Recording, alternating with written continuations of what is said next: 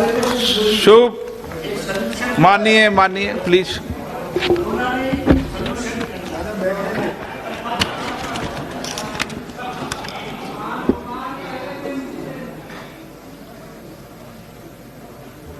दादा ठीक हो?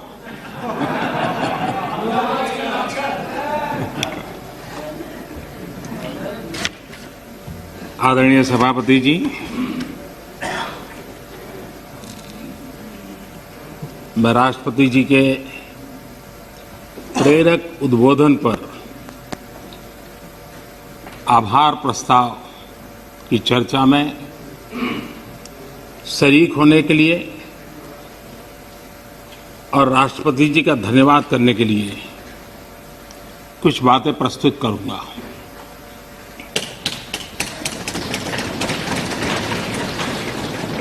राष्ट्रपति जी का भाषण भारत के 130 करोड़ नागरिकों की संकल्प शक्ति का परिचय है।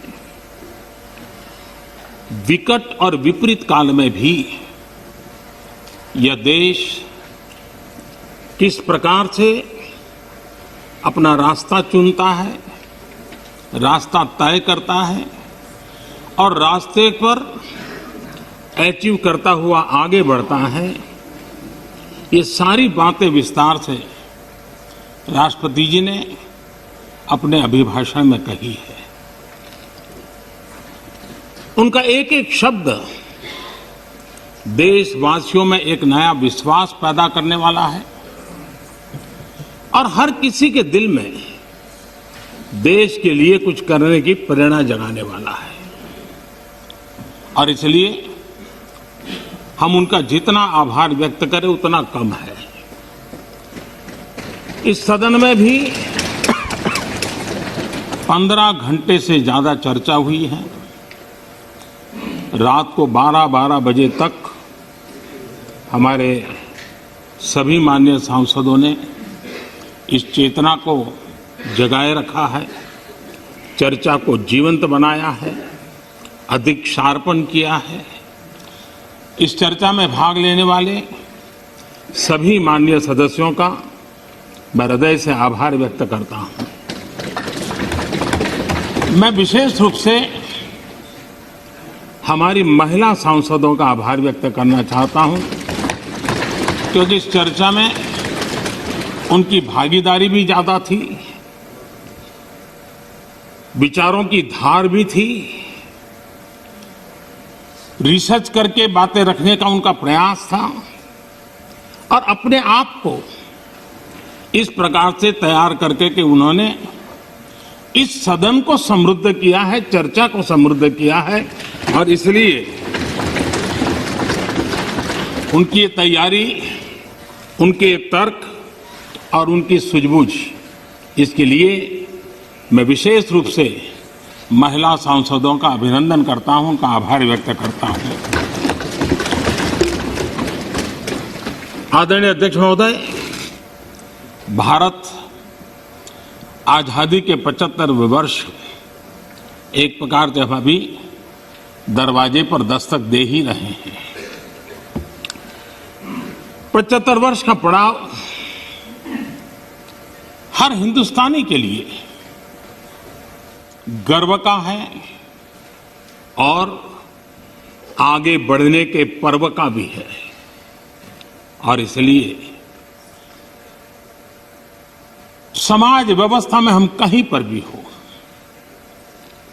देश के किसी भी कोने में हो, सामाजिक आर्थिक व्यवस्था में हमारा स्थान कहीं पर भी हो, लेकिन हम सब ने मिलकर के आजादी के इस पर्व से एक नई प्रेरणा प्राप्त करके, नए संकल्प लेकर के 2047 जब देश आजादी के 100 साल मनाएगा, हम उस 100 साल की भारत की आजादी की यात्रा के 25 साल हमारे सामने हैं। उन 25 साल को हम देश को कहां ले जाना है, दुनिया में इस देश की मौजूदगी कहां करनी है, ये संकल्प हर देशवासी के दिल में हो, ये वातावरण बनाने का काम इस परिसर का है, इस पवित्र धरती का है, इस पंचायत का है। आदरणीय अध्यक्ष जी, देश जब आजाद हुए और जो आखिरी ब्रिटिश कमांडर थे वो यहां से जब गए तो आखिर में वो यही कहते रहते थे कि भारत कई देशों का महाद्वीप है। भारत कई देशों का महाद्वीप है और कोई भी इसे एक राष्ट्र कभी नहीं बना पाएगा। ये घोषणाएं हुई थी, लेकिन भारतवासियों ने इस आशंका को तोड़ा। जिनके मन में ये प्रकार के शक थे उसको समाप्त कर दिया और हम हमारी अपनी जिजीविषा, अपनी सांस्कृतिक एकता, हमारी परंपरा आज विश्व के सामने एक राष्ट्र के रूप में खड़े हैं और विश्व के लिए आशा का किरण बन करके खड़े हुए हैं। ये 75 साल की हमारी यात्रा में हमने पाया। कुछ लोग ये कहते थे कि India was a miracle democracy. ये भ्रम भी हमने तोड़ा है। लोकतंत्र की हमारी रगों में, हमारे सांस में किस प्रकार से बुना हुआ है। हमारी हर सोच, हर पहल, हर प्रयास लोकतंत्र की भावना से भरा हुआ रहता है। इस बात को हमने अनेक चुनाव आए, अनेक सत्ता परिवर्तन आए, बड़ी आसानी से सत्ता परिवर्तन आए और परिवर्तित सत्ता व्यवस्था को भी सबने हृदय से स्वीकार करके आगे बढ़ाया। 75 साल का ये क्रम रहा है और इसलिए लोकतांत्रिक मूल्यों के लिए और हम विविधताओं से भरे हुए देश हैं। सैकड़ों भाषाएं, हजारों बोलियां, भांति भांति का पहनाव, क्या कुछ नहीं है विविधताओं से भरा हुआ। उसके बावजूद भी हमने एक लक्ष्य, एक राह ये करके दिखाया है। आज जब हम भारत की बात करते हैं तो स्वाभाविक रूप से स्वामी विवेकानंद जी ने एक जो बात कही थी उसको मैं जरूर स्मरण करना चाहूंगा।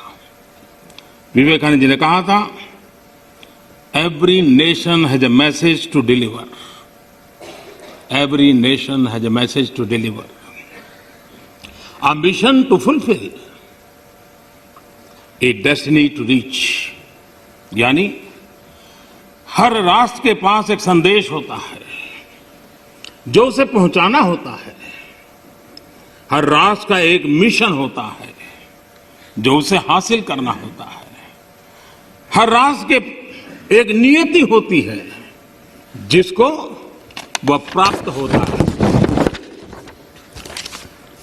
कोरोना के दरमियान भारत ने जिस प्रकार से अपने आप को संभाला और दुनिया को संभालने में मदद की, एक प्रकार से टर्निंग पॉइंट है। जिस भावनाओं को लेकर के, जिस संस्कार को लेकर के वेद से विवेकानंद तक हम पले बड़े हैं, वो है सर्वे भवन्तु सुखिनः। ये सर्वे भवन्तु सुखिनः, सर्वे सन्तु निरामया, ये कोरोना कालखंड में भारत ने इसको करके दिखाया है और भारत ने एक आत्मनिर्भर भारत के रूप में जिस प्रकार से एक के बाद एक ठोस कदम उठाए हैं और जन सामान्य ने उठाए हैं। लेकिन हम उन दिनों को याद करें कि जब दूसरा विश्व युद्ध समाप्त हुआ था, दो विश्व युद्ध ने दुनिया को झकझोर दिया था। मानव जात, मानव मूल्य संकट के घेरे में थे, निराशा छाई हुई थी और सेकेंड वर्ल्ड वॉर के बाद पोस्ट वर्ल्ड वॉर एक दुनिया में एक नया ऑर्डर, न्यू वर्ल्ड ऑर्डर उसने आकार लिया। शांति के मार्ग पर चलने के शपथ हुए। सैन्य नहीं सहयोग, इस मंत्र को लेकर के दुनिया के अंदर विचार प्रबल होते गए। यूएन का निर्माण हुआ, इंस्टीट्यूशंस बनी, भांति भांति के मैकेनिज्म तैयार हुए ताकि विश्व को पोस्ट वर्ल्ड वॉर के बाद एक सुचारू ढंग से शांति की दिशा में ले जाया जाए। लेकिन अनुभव कुछ और निकला। अनुभव ये निकला कि दुनिया में शांति की बात हर कोई करने लगा। पोस्ट वर्ल्ड वॉर शांति की बातों के बीच भी हर कोई जिसकी ताकत थी अपनी सैन्य शक्ति बढ़ाने लगा। वर्ल्ड वॉर के पहले दुनिया के पास जो सैन्य शक्ति थी, यूएन के बाद वो सैन्य शक्ति अनेक गुना बढ़ गई। छोटे मोटे देश भी सैन्य शक्ति की स्पर्धा में आने लग गए। शांति की चर्चा बहुत हुई, लेकिन हकीकत इस बात विश्व को स्वीकार करना होगा कि सैन्य शक्ति की तरफ बड़ी बड़ी ताकतें और पुरजोश चल पड़ी। जितने इनोवेशन हुए, रिसर्च हुए, वो इसी कालखंड में हुए सैन्य शक्ति के लिए। पोस्ट कोरोना भी एक नया वर्ल्ड ऑर्डर नजर आ रहा है। पोस्ट कोरोना के बाद दुनिया में एक नया संबंधों का वातावरण शेप लेगा। हमें तय करना है कि हम वर्ल्ड वॉर के बाद एक मुख्य दर्शक के रूप में बदलती हुई दुनिया को देखते रहे और अपने आप को कहीं एडजस्ट हो सकते तो करने की कोशिश की। हमारे लिए वो कालखंड भी वैसा ही था। लेकिन आज पोस्ट कोरोना जो नया वर्ल्ड ऑर्डर तैयार होगा, और होना ही है, किस रूप का होगा, कैसा होगा, कौन उसको इनिशिएट करेगा, वो तो वक्त बताएगा। लेकिन दुनिया ने जिस प्रकार से संकट को झेला है, दुनिया इस पर सोचने के लिए मजबूर हुई है और होना है। ऐसी स्थिति में भारत विश्व से कट करके नहीं रह सकता। भारत एक कोने में गुजारा नहीं कर सकता है। हमें भी एक मजबूत प्लेयर के रूप में उभरना होगा। लेकिन सिर्फ जनसंख्या के आधार पर हम दुनिया में अपनी मजबूती का दावा नहीं कर पाएंगे। वो एक ताकत है, लेकिन इतनी ताकत मात्र से नहीं चलता है। नए वर्ल्ड ऑर्डर में भारत को अपनी जगह बनाने के लिए भारत को सशक्त होना पड़ेगा, समर्थ होना पड़ेगा, और उसका रास्ता है आत्मनिर्भर भारत। आज फार्मेसी में हम आत्मनिर्भर हैं, हम दुनिया के कल्याण के काम आते हैं। भारत जितना आत्मनिर्भर बनेगा और जिसकी रगों में सर्वे सुखिनः भवन्तु का मंत्र जड़ा हुआ है, वो जितना सामर्थ्यवान होगा, मानव जात के कल्याण के लिए, विश्व के कल्याण के लिए एक बहुत बड़ी भूमिका अदा कर सकेगा। और इसलिए हमारे लिए आवश्यक है कि हम आत्मनिर्भर भारत इस विचार को बल दें और ये हम मान के चलें। ये किसी शासन व्यवस्था का विचार नहीं है, ये किसी राजनेता का विचार नहीं है। आज हिंदुस्तान के हर कोने में vocal for local, vocal for local सुनाई दे रहा है और लोग हाथ लगाते देखते हैं लोकल। यह आत्मगौरव का भाव आत्मनिर्भर भारत के लिए बहुत काम आ रहा है। और मुझे विश्वास है कि हम सबकी सोच, हमारी नीतियां, हमारे निर्णय भारत को आत्मनिर्भर बनाने के लिए जो भी आवश्यक बदलाव हो, उस बदलाव की ओर होने चाहिए। ये मेरा मत है।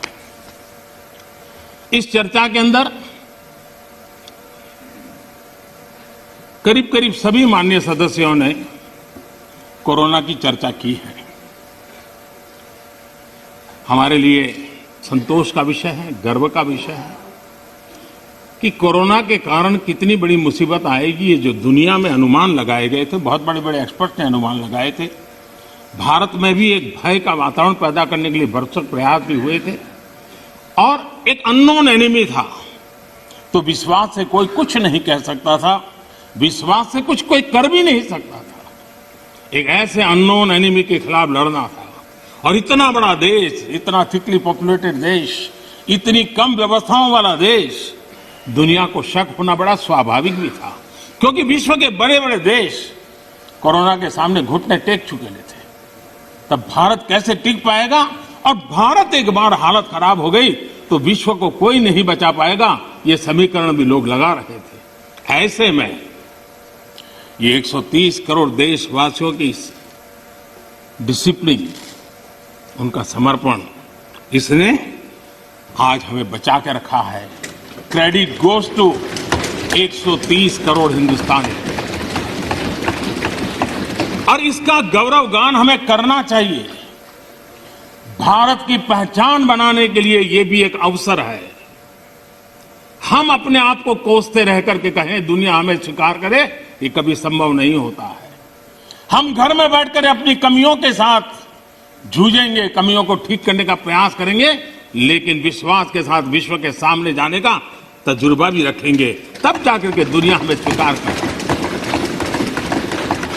अगर आप अपने बच्चों को घर में नहीं स्वीकार करते हो और चाहोगे मोहल्ले में बच्चा स्वीकार करे, कोई स्वीकार करे, कोई स्वीकार नहीं करता। दुनिया का नियम है और इसलिए हमें इस बात को करना चाहिए। श्रीमान मनीष तिवारी जी ने एक बात कही, उन्होंने कहा भाई भगवान की कृपा है तो कोरोना में हम बच गए।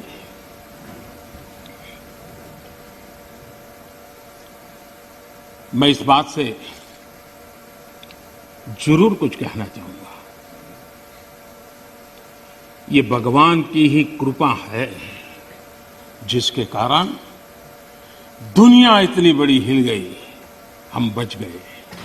भगवान की कृपा। क्योंकि वो डॉक्टर्स, वो नर्स भगवान का रूप बन के आए थे। क्योंकि वो डॉक्टर, वो नर्स अपने छोटे छोटे बच्चों को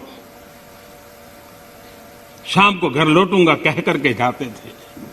15-15 दिन तक लौट नहीं सकते थे, वो भगवान का रूप लेकर के आए थे।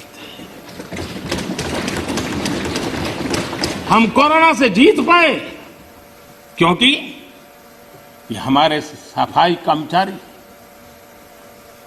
मौत और जिंदगी का खेल उनके लिए भी था।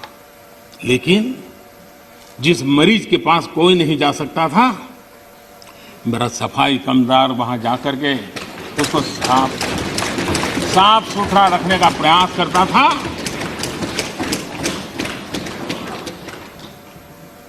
भगवान का रूप ये सफाई कामदार के रूप में आया था। कोई एम्बुलेंस चलाने वाला ड्राइवर पढ़ा लिखा नहीं था, उसे पता था मैं जिसको लेके जा रहा हूं वो कोरोना पॉजिटिव है। वो एम्बुलेंस का ड्राइवर भगवान के रूप में आया था हजारों हिंदू। और इसलिए भगवान का रूप ही था जिसने हमें बचाया है। लेकिन भगवान अलग अलग रूप में आया था और जितनी हम उनकी प्रशंसा करेंगे, जितना हम गौरवगान करेंगे, देश की सफलता का जितना गौरवगान करेंगे, हमारे भीतर भी एक नई ताकत पैदा होगी। कई कारणों से जिन लोगों के भीतर निराशा फैल चुकी है, उनको भी मैं कहता हूं कि कुछ पल के लिए 130 करोड़ देशवासियों के इस पराक्रम को याद कीजिए, आपके अंदर भी ऊर्जा आ जाएगा।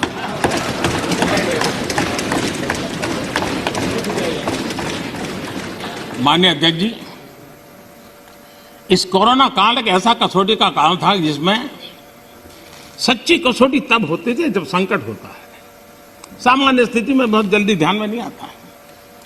दुनिया, बड़े बड़े देश, कोरोना में जो हुआ वो तो है, लेकिन उन्होंने हर एक ने तय किया कि वे अपने नागरिकों को सीधे पैसे पहुंचाएंगे ताकि इस संकट की घड़ी में उनके नागरिकों को मदद मिले। आपको जानकर के ताज्जुब होगा, दुनिया के बहुत सारे देश उस कोरोना, लॉकडाउन, कर्फ्यू, आशंका, इस वातावरण के कारण चाहते हुए भी खजाने में पाउंड और डॉलर के ढेर होने के बावजूद भी अपने नागरिकों तक नहीं पहुंचा पाए। बैंक बंद, पोस्ट बंद, व्यवस्थाएं बंद, कुछ नहीं कर पाए। इरादा था, घोषणाएं भी हुई। ये हिंदुस्तान है कि जो इस कोरोना कालखंड में भी करीब करीब 75 करोड़ से अधिक भारतीयों को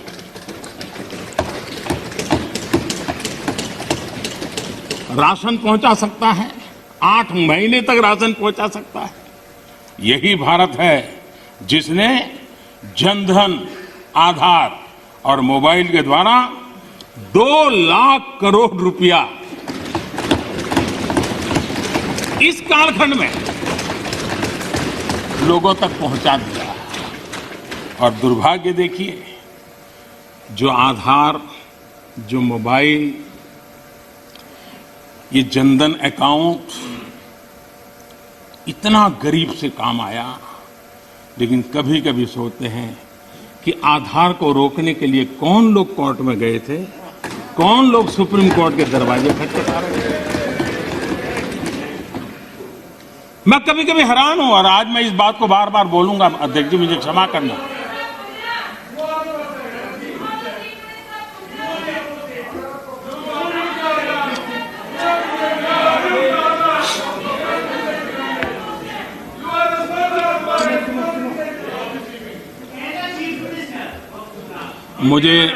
मुझे 1 मिनट का विराम देने के लिए मैं आपका बहुत आभारी हूं।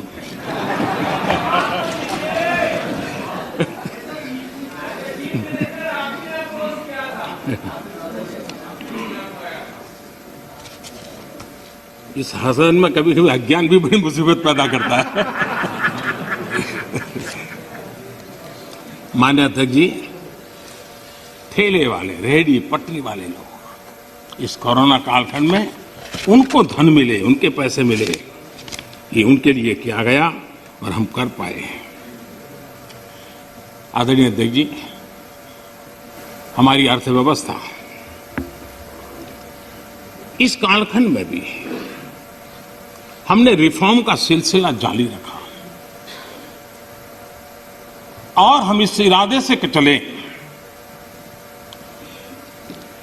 कि भारत जैसे अर्थव्यवस्था को उबारने के लिए, बाहर लाने के लिए हमने कुछ महत्वपूर्ण कदम उठाने पड़ेंगे। और आपने देखा होगा, डे 1 से अनेक विधि से रिफॉर्म के कदम हमने उठाए और इसका परिणाम है आज ट्रैक्टर हो, गाड़ियां हो, उसका रिकॉर्ड सेल हो रहा है। आज जीएसटी का कलेक्शन एवर हाईएस्ट हुआ है। ये सारे आंकड़े हमारी अर्थव्यवस्था में जोश भर रही है। ये दिखाई दे रहा है कि नए जोश के साथ भारत की अर्थव्यवस्था उभर रही है। ये हम दिखता है। और दुनिया के जो लोग हैं उन्होंने ये अनुमान भी लगाया है कि करीब करीब 2 डिजिट वाला ग्रोथ अवश्य होगा।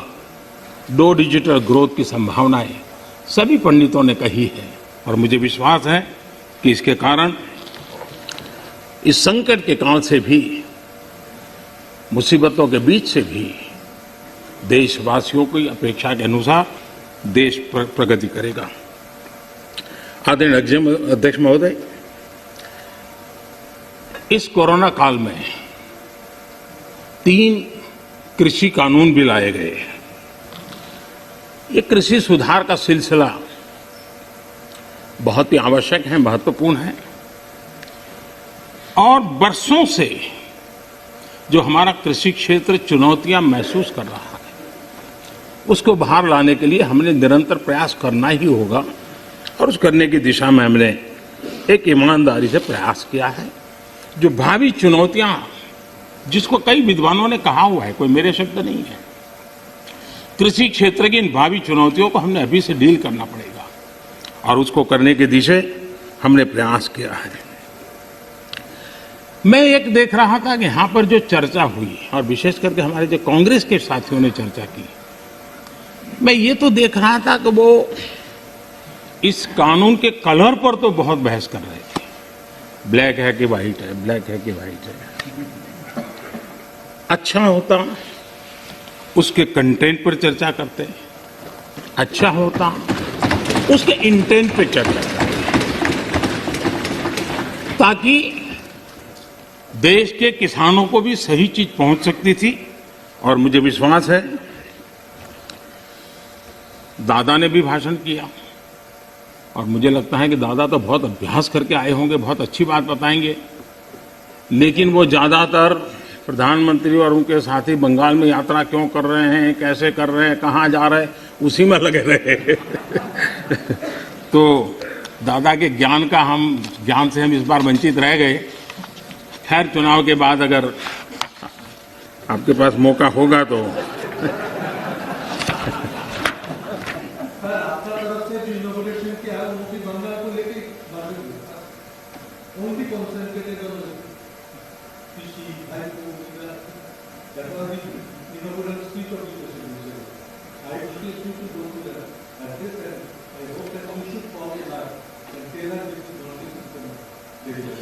ये कितना महत्वपूर्ण प्रदेश है, इसीलिए तो हम कर रहे हैं।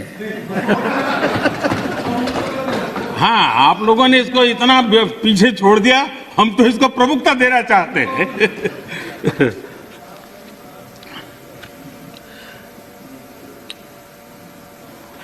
हम एक बात समझें,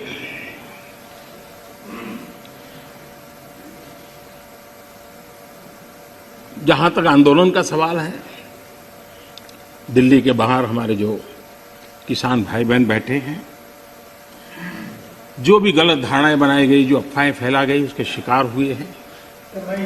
लेकिन मेरा पूरा भाषण बोलने के बाद सब कीजिए, आपको मौका मिला था।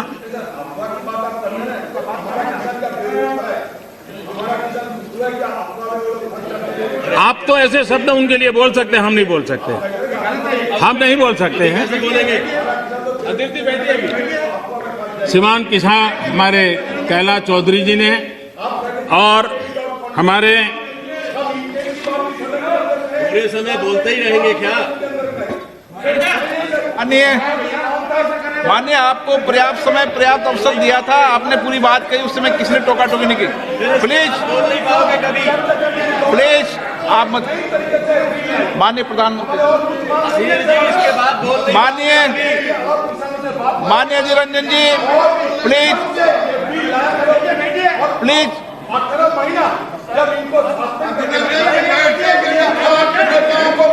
माननीय ji Ranjan ji, please please please please please please please. देखिए, मैं कितनी सेवा करता हूं आपकी। आपको जहां रजिस्टर करवाना था हो गया।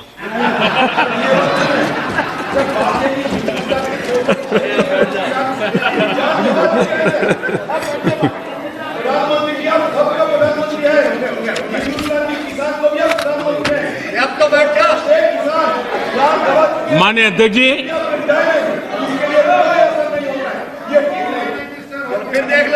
माननीय अध्यक्ष जी, आंदोलन कर रहे सभी किसान साथियों की भावनाओं का ये सदन भी और ये सरकार भी आदर करती हैं, आदर करती रहेगी। और इसीलिए सरकार के वरिष्ठ मंत्री, जब ये आंदोलन पंजाब में था तब भी और बाद में भी, लगातार उनसे वार्ता कर रहे हैं, किसानों के प्रति सम्मान भाव के साथ कर रहे हैं, आदर भाव के साथ कर रहे हैं। और इसलिए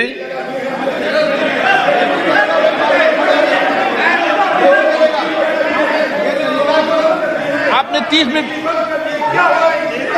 1 मिनट नहीं पाएंगे। आपका कोई रिकॉर्ड में, जरा बैठिए।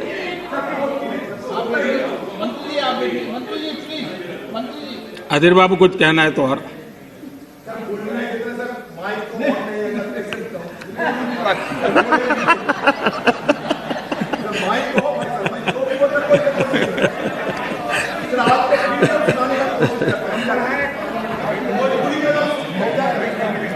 खोल देंगे माइक। माननीय अध्यक्ष जी, बीच बीच में जरूरी होता है सब। लगातार बातचीत होती रही है और जब पंजाब में आंदोलन चल रहा था उस समय भी हुई है, दिल्ली आने के बाद हुई ऐसा नहीं है। बातचीत में किसानों की शंकाएं क्या है वो ढूंढने का भी भरपूर प्रयास किया गया। उनसे लगातार कहा गया कि भाई अपन एक एक मुद्दे पर चर्चा करें, और नरेंद्र सिंह जी तोमर ने इस विषय में विस्तार से बताया भी है राज्यसभा में। तो क्लोज बाय क्लोज चर्चा करने के लिए भी तो कहा, और हम मानते हैं कि अगर इसमें कोई कमी हो और सचमुच में किसान का नुकसान करते उसमें बदल करने में क्या जाता है जी। ये देशवासियों के लिए है, अगर कोई निर्णय करते हैं तो किसानों के लिए है। लेकिन हम इंतजार करते हैं, अभी भी हम इंतजार करते हैं कि वो अगर कोई चीज स्पेसिफिक बताते हैं और अगर वो कन्विंसिंग है तो हमें कोई संकोच नहीं है। और इसीलिए हम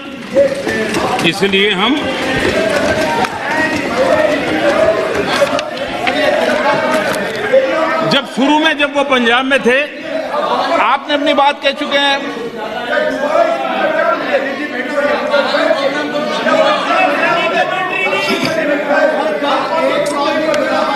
एक मिनट बोल दिया ना, नहीं ऐसा ठीक नहीं है। आपको पर्याप्त समय पर्याप्त अवसर मैंने दिया था, किसी ने टोका टोकी नहीं की थी। नहीं माननीय सुरेश जी प्लीज बैठिए, प्लीज। नो, ये तरीका नहीं है, नहीं, no.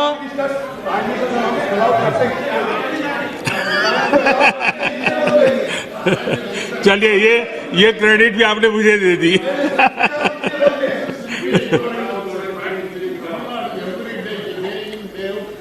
Mister Balu please, please.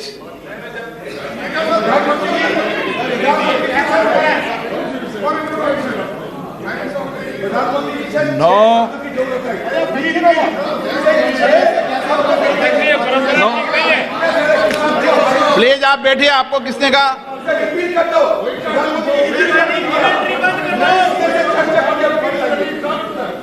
PR Balu ji please, please please please, आपको मैं पर्याप्त समय पर्याप्त अवसर देता हूं। Please please sit down. माननीय प्रधानमंत्री जी, आपका कोई नोट नहीं हो रहा। माननीय प्रधानमंत्री,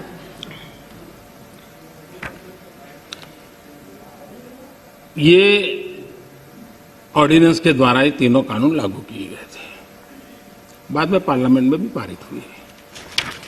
कानून लागू होने के बाद न देश में कोई मंडी बंद हुई है, कानून लागू होने के बाद न कहीं एमएसपी बंद हुआ है। ये सच्चाई है जिसको हम छुपा करके बातें करते हैं, इसका कोई मतलब नहीं है। इतना ही नहीं, एमएसपी की खरीदी भी बढ़ी है और ये कानून नए बनने के बाद बढ़ी है। और इसलिए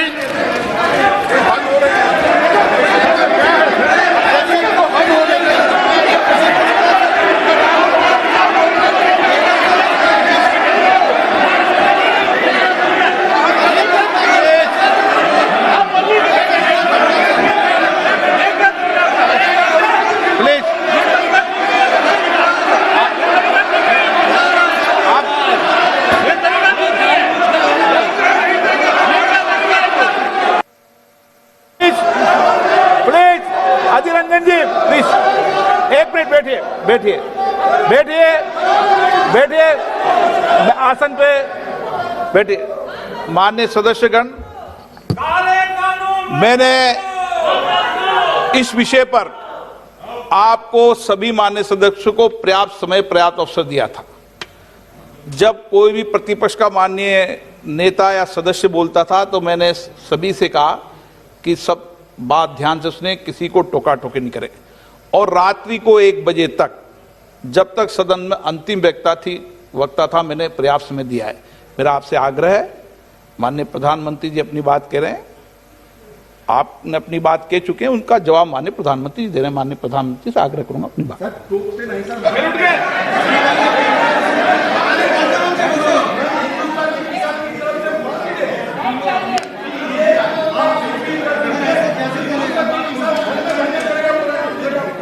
प्रधानमंत्री, माननीय अध्यक्ष जी, ये हो हल्ला, ये आवाज, ये रुकावटें डालने का प्रयास एक सोची समझी रणनीति के तहत है। और सोची समझी रणनीति ये है कि जो झूठ फैलाया है, जो अफवाहें फैलाई हैं, उसका पर्दाफाश हो जाएगा, सत्य वहां पहुंच जाएगा तो उनका टिकना भारी हो जाएगा। और इसलिए हो हल्ला करते रहो, जैसा बाहर करते हैं वैसा अंदर भी करते रहो, यही खेल चलता रहा है। लेकिन इससे कभी भी आप लोगों का विश्वास नहीं जीत पाओगे, मान के चलो। माननीय अध्यक्ष जी, ऑर्डिनेंस के बाद और पार्लियामेंट में कानून बनने के बाद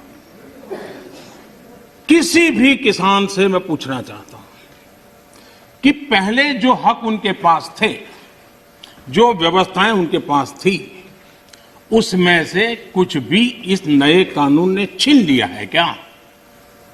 इसकी चर्चा, उसका जवाब कोई देता नहीं है। सब कुछ वैसा का वैसा वो है पुराना। क्या हुआ है? एक अतिरिक्त विकल्प व्यवस्था मिली है, वो भी क्या कंपलसरी है? किसी कानून का विरोध तो तब मायना रखता है कि जब वो कंपलसरी हो। ये तो ऑप्शनल है। आपको मर्जी पड़े यहां जाना है जाइए, आपको मर्जी पड़े वहां नहीं जाना है वहां जाइए, जहां ज्यादा फायदा हो वहां किसान चला जाए, ये व्यवस्था की गई है। और इसलिए प्लीज अधीर रंजन जी, अब ज्यादा हो रहा है। अधीर रंजन जी प्लीज, अब ज्यादा हो रहा है, अब ज्यादा हो रहा है। मैं आपका रिस्पेक्ट करने वाला इंसान हूं और मैंने पहले कह दिया, आपने जितना किया, जहां रजिस्टर होना हो गया। और बंगाल में भी टीएमसी से ज्यादा पब्लिसिटी आपको मिल जाएगी। बाबा क्यों इतना? हाँ दादा, देखो मैं बता दिया, चिंता मत करो, मैंने बता दिया।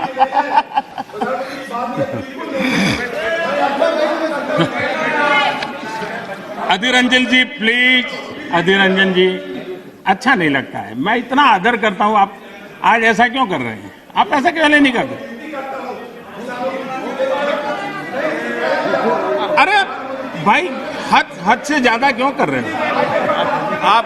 Please Adhir Ranjan ji, please.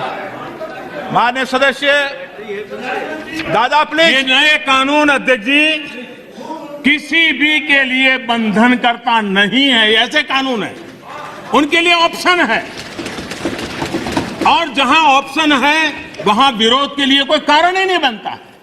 हां, ऐसा कोई कानून जो ऐसे थोप दिया हो, उसके लिए विरोध का कारण बनता है। और इसलिए मैं कहता हूं लोगों को, और मैं देख रहा हूं आंदोलन का एक नया तरीका है। क्या तरीका है? आंदोलनकारी जो होते हैं वो ऐसे तरीके नहीं अपनाते। आंदोलन जीवी होते हैं वो ऐसे तरीके अपनाते हैं, और वो कहते हैं ऐसा हुआ तो ऐसा होगा, ऐसा होगा तो ऐसा होगा, ऐसा होगा तो ऐसा होगा। अरे भाई, जो कुछ हुआ ही नहीं, जो होना नहीं है, उसका भय पैदा कर करके, और पिछले कई सालों से लगातार सुप्रीम कोर्ट का एक जजमेंट आ जाए, कोई निर्णय नहीं हुआ है, और एकदम से तूफान खड़ा कर दिया जाए, आग लगा दी जाए देश में। ये जो तौर तरीके हैं, उन तौर तरीके जो भी लोकतंत्र में विश्वास करते हैं, जो भी अहिंसा में विश्वास करते हैं, उन सबके लिए चिंता का विषय होना चाहिए। ये सरकार की चिंता का नहीं, देश की चिंता का विषय होना चाहिए।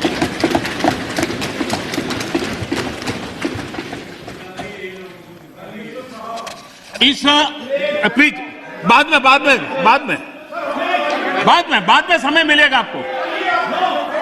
नो माननीय अध्यक्ष जी, माननीय अध्यक्ष जी प्लीज, ये तरीका ठीक नहीं। माननीय अध्यक्ष जी, आप समझ, पुरानी मंडियों पर भी कोई पाबंदी नहीं है। इतना ही नहीं, इस बजट में इन मंडियों को आधुनिक बनाने के लिए, उनके इंफ्रास्ट्रक्चर को सुधारने के लिए और बजट की व्यवस्था की गई है। और उस बजट के माध्यम से माननीय अध्यक्ष जी, ये जो हमारे निर्णय हैं वो सर्वजन हिताय, सर्वजन सुखाय की भावना के साथ लिए गए हैं। माननीय अध्यक्ष जी, ऐसा क्या करते हैं? आप सीनियर व्यक्ति हैं, प्लीज प्लीज बैठे। माननीय अध्यक्ष जी, इस सदन के साथी भली भांति इस बात को समझते हैं, लेकिन कांग्रेस और कुछ दलों ने बड़े जोर शोर से बातें अपनी कही, लेकिन जिन बातों को लेकर के उनको कहना चाहिए कि भाई ये नहीं, ये अपेक्षा ये होती है कि उन्होंने इतना स्टडी करके आना है। इतना ही नहीं, जो लोग ये कहते हैं, हाँ,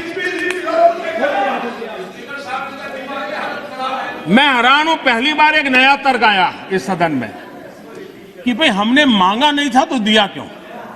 हमने मांगा नहीं तो दिया क्यों? पहली बात है कि लेना न लेना आपकी मर्जी है, किसी ने किसी के गले मड़ा नहीं है, ऑप्शनल है, एक व्यवस्था है और देश बहुत बड़ा है। हिंदुस्तान के कुछ कोनों में इसका लाभ होगा, हो सकता है किसी एक आध कोने में न भी हो, लेकिन ये कंपलसरी नहीं है और इसलिए मांगा और दिए का मतलब नहीं होता है। लेकिन मैं फिर भी कहना चाहता हूं, इस देश में माननीय अध्यक्ष जी, दहेज का कानून, दहेज के खिलाफ कानून बने, ये इस देश में कभी किसी ने मांग नहीं की थी, फिर भी देश की प्रगति के लिए कानून बना था।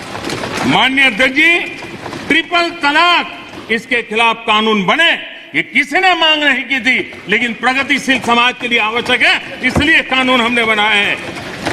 हमारे यहां बाल विवाह पर रोक, किसी ने मांग नहीं की थी कानून बनाओ, फिर भी कानून बने थे, क्योंकि प्रगतिशील समाज के लिए आवश्यक होता है। शादी की उम्र बढ़ाने के निर्णय किसी ने मांग नहीं की थी, लेकिन प्रगतिशील विचार के साथ वो निर्णय बदलने पड़ते हैं।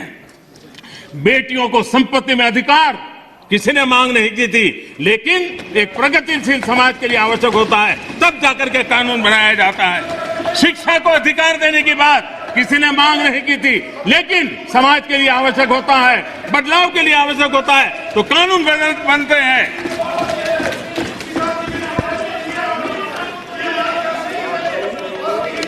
क्या कभी भी इतने सुधार हुए, सब बदलते हुए समाज ने इसको स्वीकार किया कि नहीं किया, ये दुनिया पूरी तरह जानती है।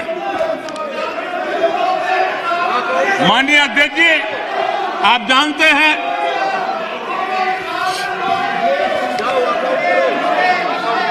ने पर्याप्त समय, पर्याप्त अवसर दिया है बोलने का, ये तरीका ठीक नहीं है आपका।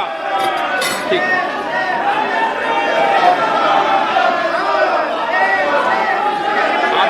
आप दे दीजिए।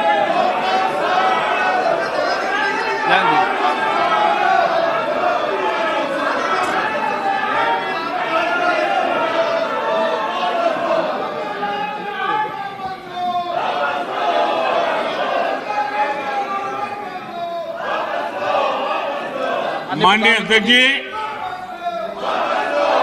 हमें मानते थे कि हिंदुस्तान की बहुत पुरानी पार्टी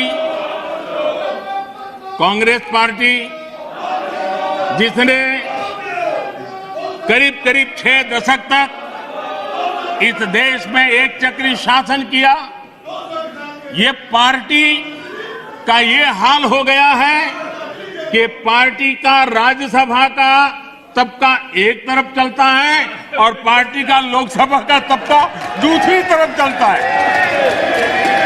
ऐसी डिवाइडेड पार्टी, ऐसी कंफ्यूज पार्टी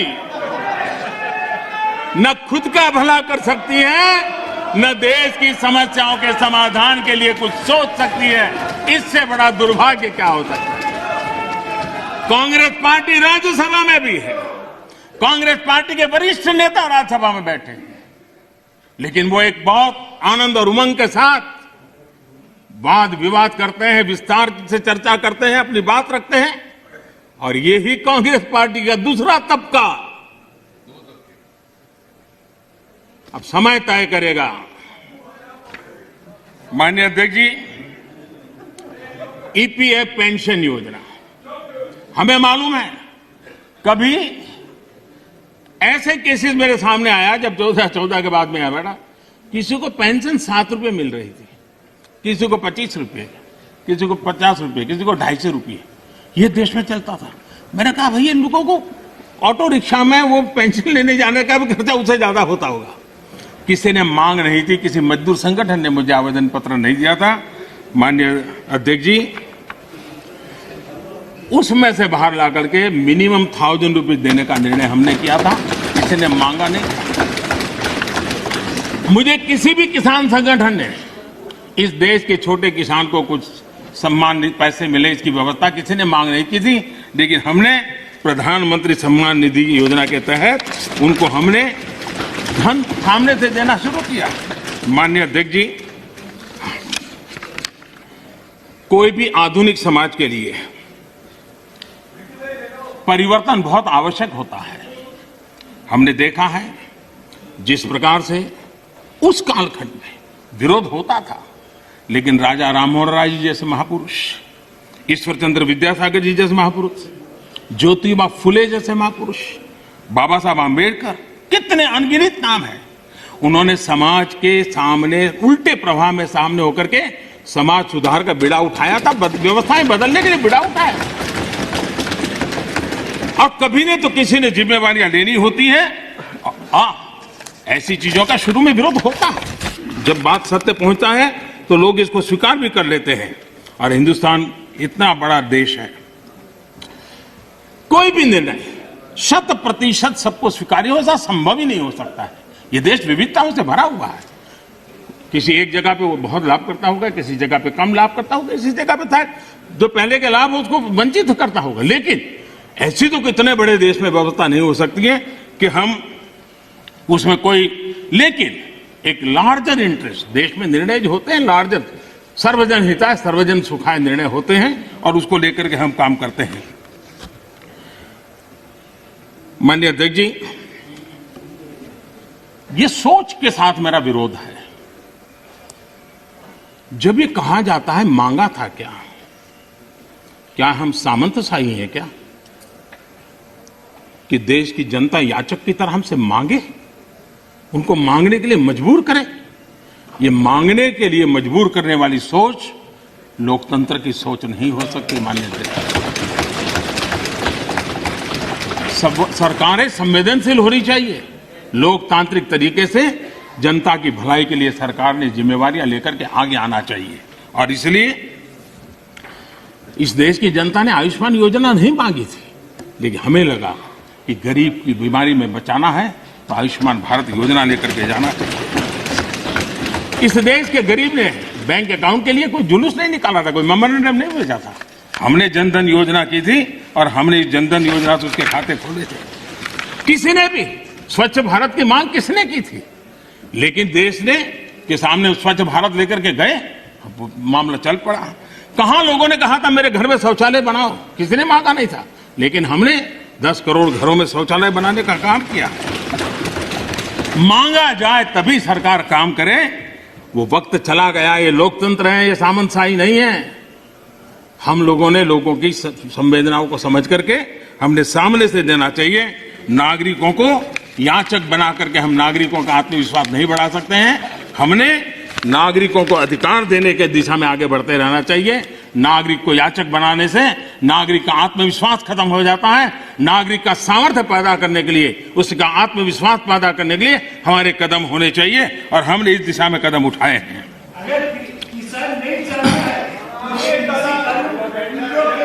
सरकार, एक मिनट दादा, अरे सुनो दादा, अरे दादा वही मैं कह रहा हूं, दादा मैं वही कह रहा हूं, जो नहीं चाहता है वो उसका उपयोग ना करे, उसके पास पुरानी व्यवस्था है। यही आप बुद्धिमान लोगों को इतना ही छोटा मुझे समझाना है कि उसको नहीं चाहिए तो पुरानी व्यवस्था है, पुरानी व्यवस्था चली नहीं गई है। माननीय अध्यक्ष जी, एक बात हम जानते हैं, हम सब इस बातों से परिचित, जो ठहरा हुआ पानी होता है वो बीमारी पैदा करता है। बहता हुआ पानी है जो जीवन को भर देता है, उमंग से भर देता है। जो चलता है चलता रहे, चलने दो, अरे यार कोई आएगा तो करेगा, ऐसे थोड़ा चलता है। ये जिम्मेवारियां लेनी चाहिए, देश की आवश्यकता के अनुसार निर्णय करने चाहिए। स्टेटस को, देश को तबाह करने में ये भी एक मानसिकता ने बहुत बड़ा रोल किया है। दुनिया बदल रही है, कब तक हम स्टेटस को ऐसे ही करते रहेंगे तो मैं समझता हूं कि स्थितियां बदलने वाली नहीं है। और इसलिए देश की युवा पीढ़ी ज्यादा इंतजार नहीं कर सकती है, लेकिन आज मैं घटना सुनाना चाहता हूं और जरूर उससे हमें ध्यान में आए कि स्टेटस को के कारण होता क्या है। ये करीब 40-50 साल पुरानी घटना का किस्सा है। मैंने कभी किसी से सुना था, इसलिए उसकी तारीख वारीख में इधर उधर हो सकता है, लेकिन जो मैंने सुना था, जो मेरी स्मृति में है, वो मैं बता रहा हूं। 60 के दशक में तमिलनाडु में राज्य के कर्मचारियों के तनख्वाह बढ़ाने के लिए कमीशन बैठा था और राज्य के कर्मचारियों का वेतन बढ़े, इसके लिए उस कमीशन का काम था। उस कमेटी के चेयरमैन के पास एक लिफाफा आया, टॉप सीक्रेट लिखा हुआ था। उन्होंने देखा तो उसके अंदर एक अर्जी थी और उसने लिखा था कि मैं बहुत साल से सिस्टम में काम कर रहा हूं, ईमानदारी से काम कर रहा हूं, लेकिन मेरी तनख्वाह बढ़ नहीं रही है, मेरी तनख्वाह बढ़ाई जाए। ये उसने चिट्ठी लिखी थी।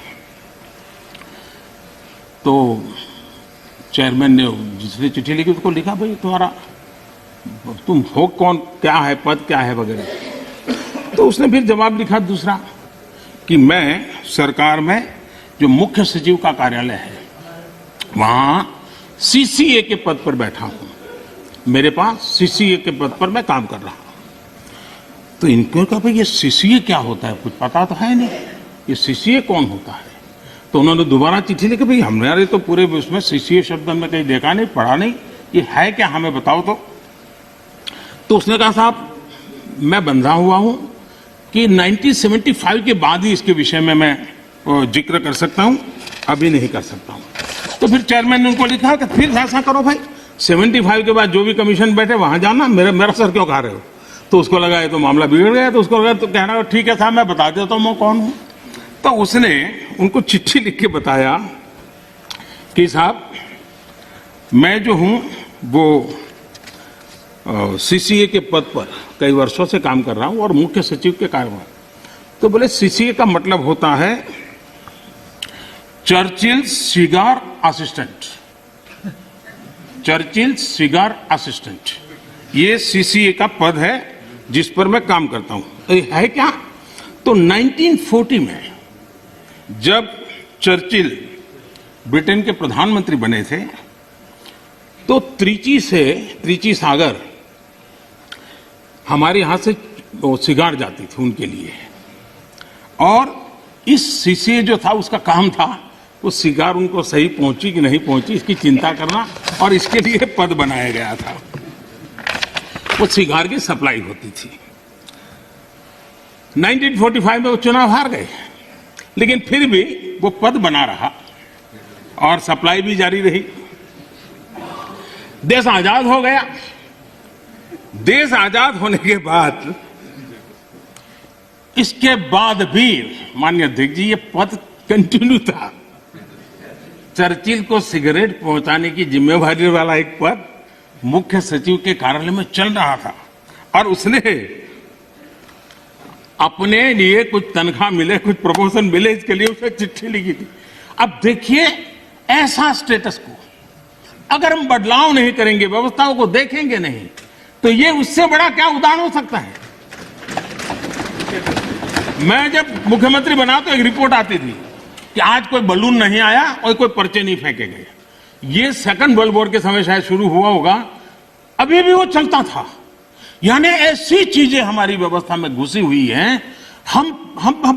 हमें लगता है कि भाई हम रिबन काटेंगे, दिया जलाएंगे, फोटो निकल जाएगी, हमारा काम हो गया। देश ऐसे नहीं चलता है। हमने जिम्मेवारी के साथ देश में बदलाव के लिए हर प्रकार की कोशिश करनी चाहिए। गलतियां हो सकती है, लेकिन इरादा अगर नेक हो तो परिणाम अच्छे मिलते भी हैं। हो सकता है एक आध में हमें ना कुछ मिले। आप देखिए हमारे देश में एक समय था कि किसी को अपना सर्टिफाई कराना है तो कॉर्पोरेटर, काउंसिलर उसके घर के बाहर सुबह क्यों लग जाती थी, और जब तक वो थप्पा न मारे, और मजा है कि वो तो नहीं मारता था, एक लड़का बाहर बैठता था वो सिक्का मार देता था और देते। अब चल रहा था मैंने कहा इसके क्या मतलब है? हम भरोसा करें देश के नागरिक पर। मैंने आकर के वो अटेस्ट करने वाली सारी प्रथा को खत्म कर दिया, देश के लोगों को लाभ हुआ। हमने बदलाव के लिए काम करना चाहिए, सुधारों के लिए काम करना चाहिए। अब हमारे यहाँ इंटरव्यू होते थे, मैं अभी भी हैरान हूं जी। एक व्यक्ति एक दरवाजे से अंदर आता है, 3 लोगों की पैनल बैठी है, उसका मुंह देखते नाम भी पूरा पूछते नहीं, 30 सेकंड में निकल जाता है हजारों, और वो इंटरव्यू कॉल होता है और फिर ऑर्डर दिए जाते हैं। हमने कहा भाई क्या मतलब है?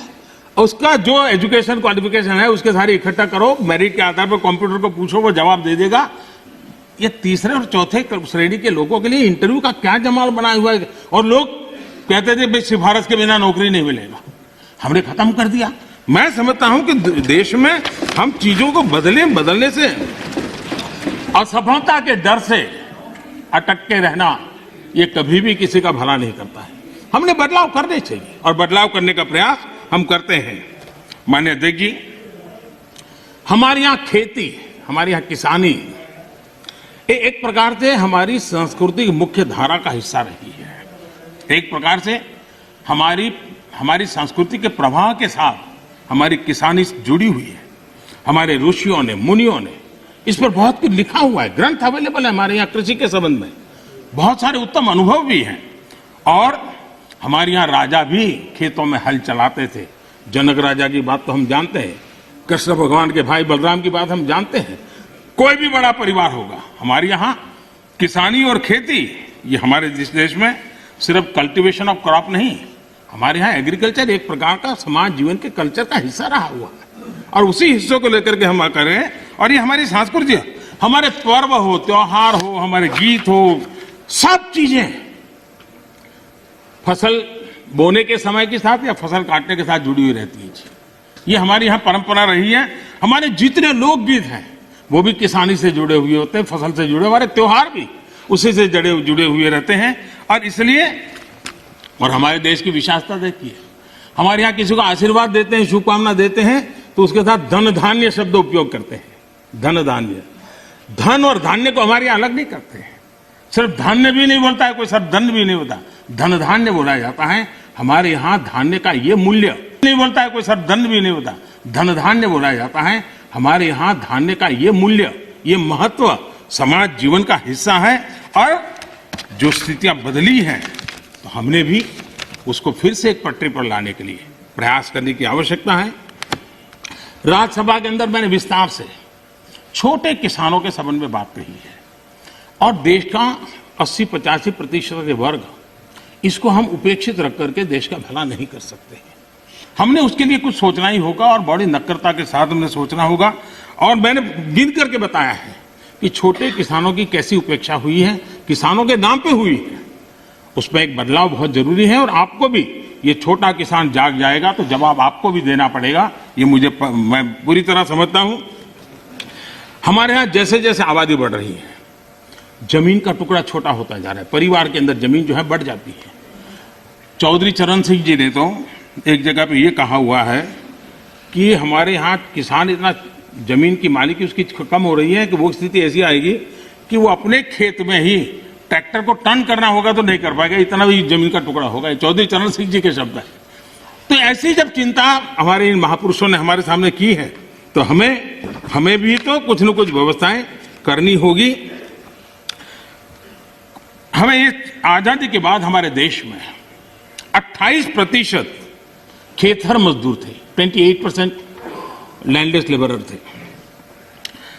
10 साल पहले जो सेंसस हुआ उसमें ये जनसंख्या, खेतीदार संख्या 28 से 55% हो गई।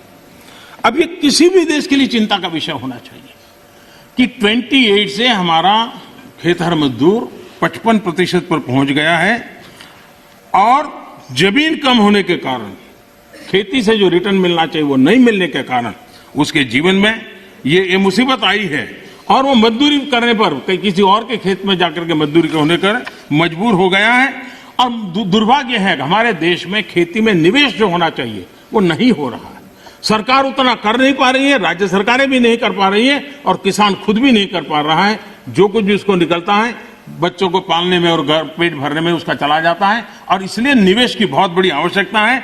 जब तक हम निवेश नहीं लाएंगे, जब तक हम हमारी खेती को आधुनिक नहीं करेंगे, हम जब तक छोटे से छोटे किसान की भलाई के लिए व्यवस्थाएं विकसित नहीं करेंगे, हम देश के एग्रीकल्चर सेक्टर को ताकतवर नहीं बना सकते हैं। और इसलिए हमारा किसान आत्मनिर्भर बने, उसको अपनी उपज बेचने की आजादी मिले, उस दिशा में हमने काम करने की आवश्यकता है। और हमारा किसान सिर्फ गेहूं और चावल वहां सीमित रहे, उससे भी बात बनने वाली नहीं है। दुनिया में मार्केट क्या है, आज उसके रिसर्च हो रहे हैं। उस प्रकार की चीजों का उत्पादन करें और वो चीजें दुनिया के बाजार में बेचे। भारत की आवश्यकता है हम बाहर से चीजें न लाए। मुझे याद है, मैं बहुत पहले जब यहाँ संगठन का काम करता था नॉर्थ पार्ट में, मुझे फारूक साहब के साथ भी काम करने का काफी मौका मिला है। तो मुझे हरियाणा का एक किसान अपने खेत में ले गया। उसने बड़ा आग्रह कहा तो मैं चला गया। छोटी सी जगह थी उसकी, 1-1.5-2 बीघा से जमीन होगी, लेकिन बड़ा प्रगति। तो उसने वो मेरे पीछे पड़ा, आइए आइए। मैंने कहा है क्या बात? वे बोले एक बार आइए तो देखिए। तो मैं गया उसके यहाँ, करीब 30-40 साल पहले की बात है, 30 साल हो गए। उन्होंने क्या किया, दिल्ली के 5 स्टार होटल्स में जो चीजें सब्जियां वगैरह विदेशों से लाते थे, उसने उसका स्टडी किया। अगर उनको छोटे कॉर्न चाहिए, उनको छोटे टमाटर चाहिए, और उसने अपनी उस छोटी सी जगह में और रिस्ट्रिक्टेड वातावरण के अंदर लोगों की मदद लेके वो फसल पाया। और मजा है कि दिल्ली 5 स्टार के होटलों में उसका माल जाना शुरू हो गया। हमारे देश में थोड़ा सा बदलाव करें हम। अब हमने कभी सोचा है स्ट्रॉबेरी हम बाय एंड लार्ज मानते हैं कि वो ये ठंडे प्रदेशों का है। मैं देख रहा हूं जी कच्छ के रेगिस्तान में स्ट्रॉबेरी हो रही है। मैं देख रहा हूं जी मध्य प्रदेश के अंदर, उत्तर प्रदेश के अंदर, वहां स्ट्रॉबेरी हो रही है। बुंदेलखंड में जहां पानी की दिक्कत है। इसका मतलब ये हुआ कि हमारे यहाँ संभावनाएं हैं। हमारे किसान को गाइड करके हम नई नई चीजों पे ले जाएंगे। मैं जरूर मानता हूं कि हमारा देश का किसान आगे आएगा, लेकिन उसको ये ठीक है, उसका अनुभव ऐसा है कि उसको हिम्मत देनी पड़ती है, उसका हाथ पकड़ना पड़ता है, उसको हाथ लेकर के चलना पड़ता है। अगर वो चल पड़ता है तो कमाल करके दिखाता है।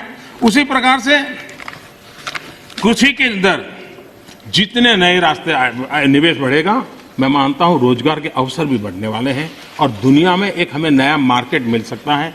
हमारे यहाँ ग्रामीण अर्थव्यवस्था में सुधारने के लिए एग्रो बीज इंडस्ट्री की संभावनाएं भी बढ़ेगी।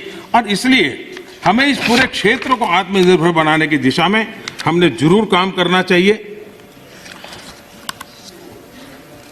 कई विपरीत परिस्थितियों में भी हमारे किसान ने रिकॉर्ड उत्पादन किया है। कोरोना काल में भी रिकॉर्ड उत्पादन किया है। ये हम सब की जिम्मेदारी है कि हमारे किसान की जो परेशानियां हैं वो कम हो। उनके सामने जो चुनौतियां हैं वो चुनौतियां कम करने के लिए हम कुछ कदम उठाएं और इन कृषि सुधारों से हम उस दिशा में कुछ न कुछ करने का प्रयास कर रहे हैं। किसानों को एक बराबरी का प्लेटफॉर्म दे पाए, हम आधुनिक टेक्नोलॉजी दे पाए, उनके अंदर एक नया आत्मविश्वास भर पाए, उस दिशा में सकारात्मक सोच की बहुत आवश्यकताएं हैं। पुरानी सोच, पुराने मानदंड अब किसानी का भला कर पाते तो बहुत पहले कर पाते। सेकंड ग्रीन रिवॉल्यूशन की हम बातें कर ली, हम एक नए तौर तरीके लिए आगे बढ़ने की, और सबको चिंतन करिए, राजनीति का विषय नहीं होना चाहिए। ये देश की भलाई के लिए बहुत आवश्यक है। मिल बैठ करके उसको हमने सोचना चाहिए। सभी दल चाहे सत्ता में हो या विपक्ष में, ये हम सबका दायित्व है और हमें 21वीं सदी में 18वीं शताब्दी की सोच से हमारे एग्रीकल्चर सेक्टर को हम उसकी चुनौतियों को पूरा नहीं कर सकते हैं। उसी को हमने बदलना होगा। कोई नहीं चाहता है कि हमारा किसान गरीबी के चक्कर में फंसा रहे, उसको जिंदगी जीने का हक न मिले।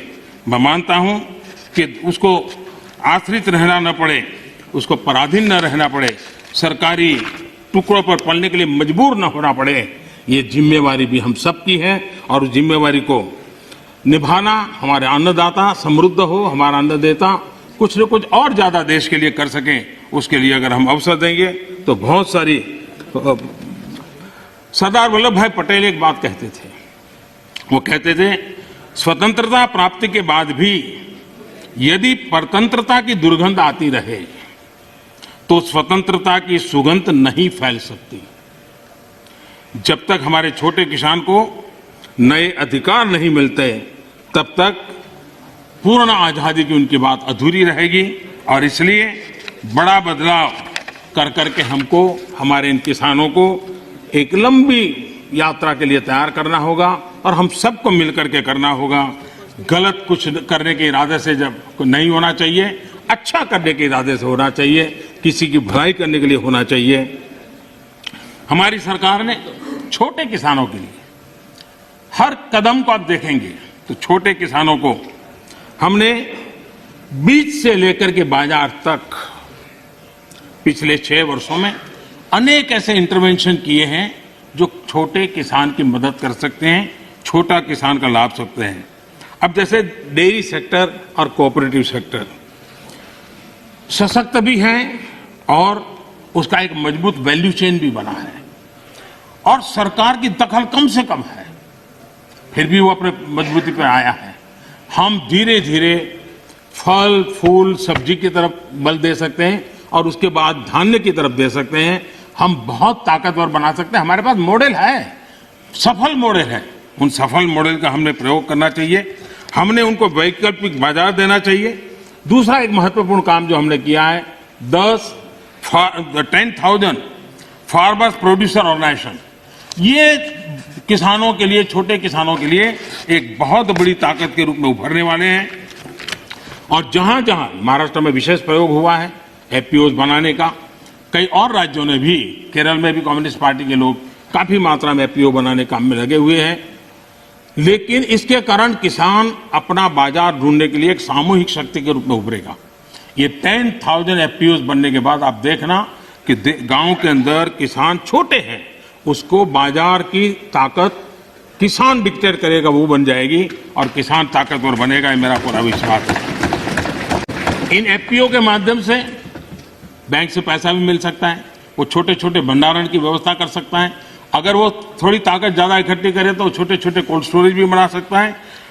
और हमने 1 लाख करोड़ रुपया एग्रीकल्चर के इंफ्रास्ट्रक्चर के लिए भी तय किया है और उसको हम स्वयं सहायता जूथ, सेल्फ हेल्प ग्रुप, इन सेल्फ हेल्प ग्रुप में भी करीब 7 करोड़ बहनें जुटी। गांव की बहनें अल्टीमेटली वो किसान की ही बेटियां होती हैं, किसी न किसी खेती से जुड़े हुए परिवार की बेटियां होती हैं और वे भी आज नेटवर्क किसानों की भलाई में काम आ रहा है। वो एक इकोनॉमिक एक्टिविटी का सेंटर बनते जा रहे हैं। और इनके द्वारा भी मुझे याद है गुजरात में वलसाड जिले में आदिवासियों के पास जमीन भी काफी ऊपर नीचे है, अनइवन लैंड है और बहुत छोटी जमीन है। हमने एक बाड़ी प्रोजेक्ट किया था और अब्दुल कलाम जी एक दिन अपना जन्मदिन वहां मनाने के लिए आए थे। उन्होंने कहा मुझे कोई प्रोटोकॉल नहीं चाहिए, मैं इन किसानों के साथ रहना चाहता हूं। बड़ा सक्सेसफुल प्रयोग था। महिलाएं काफी काम करती थी आदिवासी बेल्ट के अंदर। और मशरूम, काजू वो गोवा की बराबरी का काजू पैदा करने लग गए थे और उन्होंने मार्केट प्राप्त किया था। छोटे किसान थे, छोटी जगह थी, लेकिन प्रयत्न किया तो परिणाम मिला। और अब्दुल कलाम जी ने इसके विषय में लिखा भी है, उन्होंने आकर के देखा था। तो मैं कहता हूं कि हमने नए प्रयासों की दिशा में जाना चाहिए। अब हम देखिए दाल की हमारे यहाँ कठिनाई थी। मैंने 2014 में आके किसानों के सामने रिक्वेस्ट की, उन्होंने देश के अंदर दाल की कठिनाइयों से हमें मुक्त कर दिया और उनको बाजार भी मिल गया। और मैं देख रहा हूं कि आजकल ऑनलाइन ऑफलाइन इनाम के द्वारा भी गांव का किसान भी अपना माल बेच रहा है। हमने किसान रेल का एक प्रयोग किया इस कोरोना कालखंड का उपयोग करते हुए, और ये किसान रेल और किसान उड़ान ये भी अपने आप में बड़े बाजारों तक छोटे किसानों पहुंचाने का एक बहुत बड़ा मदद मिली है। एक प्रकार से ये ट्रेन जो है चलता फिरता कोल्ड स्टोरेज है। और मैं सदन के सदस्यों से जरूर कहना चाहूंगा कि ये किसान रेल कहने को तो सामान ढोने वाली व्यवस्था है, लेकिन उसने दूर सुदूर गांव के छोटे किसान को किसी और राज्य के दूसरे बाजार के साथ जोड़ दिया। अब देखिए, नासिक से किसान मुजफ्फरनगर के व्यापारी से जुड़ा और क्या भेजा, उसकी ताकत बड़ी नहीं थी। 30 किलो अनार 30 केजी अनार, ये उसने वहां से ये किसान रेल से भेजा और खर्चा कितना हुआ 124 रुपीज। उसको बड़ा बाजार मिल गया। ये 30 किलो इतनी छोटी चीज है कि शायद कोई कुरियर वाला भी नहीं ले जाता, लेकिन ये व्यवस्था थी तो यहां का किसान वहां तक जाकर के अपना माल बेच पाया है। उसी प्रकार से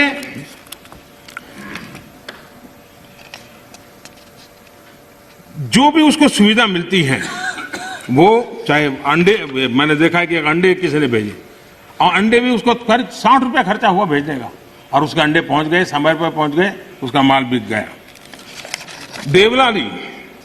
देवलाली का एक किसान 7 केजी उसकी कीवी, उसको उसने दानापुर भेजी, भेजने का खर्चा 62 रुपीज हुआ, लेकिन उसको 7 किलो की कीवी का अच्छा बाजार मिला और दूसरे राज्य पे जाकर के मिला। किसान रेल लगती छोटी बात है, लेकिन कितना बड़ा परिवर्तन कर सकती है, इसका हम नमूना देखते हैं। माननीय अध्यक्ष जी, चौधरी चरण सिंह जी ने एक किताब लिखी है, भारत की अर्थनीति।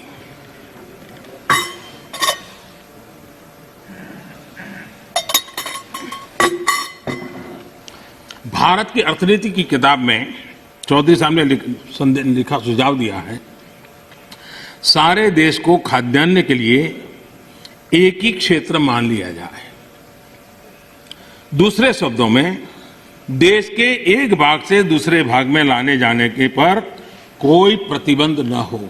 ये चौधरी चरण सिंह जी की किताब का कोट है। कृषि सुधारों, किसान रेल, मंडियों को इलेक्ट्रॉनिक प्लेटफॉर्म, ई नाम, ये सारी चीजें हमारे देश के किसानों और से छोटे किसानों को एक बहुत बड़ा अवसर देने के प्रयास के भागरूप हो रहा है। माननीय अध्यक्ष जी, जो लोग इतनी बातें करते हैं, सरकार इतने सालों तक चलाई है, मैं नहीं मानता उनको किसानों की दिक्कत का पता नहीं था या उनको समझ नहीं थी। पता भी था, समझ भी थी, और उनको मैं उन्हीं की बात आज याद कराना चाहता हूं। ये मौजूद नहीं है, मैं जानता हूं, लेकिन देश के लिए समझना बहुत जरूरी है। मैं एक कोट पढ़ता हूं। The state took initiative to amend their state APMC act in the year 2005 itself, providing for direct marketing, contract farming, setting up of a private market, consumer farmer markets, e-trading, and notified the rules in 2007 to implement the amended provision.